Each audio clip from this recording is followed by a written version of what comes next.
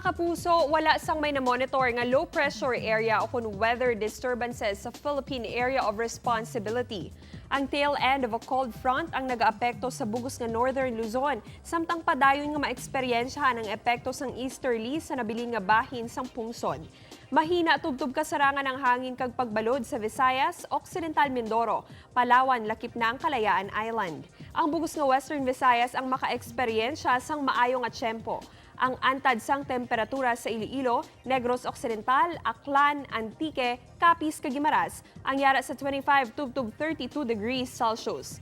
Ang heat index o kun init factor ang yara sa 38 tubtub 41 degrees Celsius. Ini ang kabahin sang extreme caution category nga posible makadala sang heat cramps, exhaustion, kag heat stroke gani mga kapuso maghalonggid kag siguraduhon nga may panaming sa mainit nga silak sang adlaw kag hindi man magkalipat nga mag-inom sang bastante nga tubig.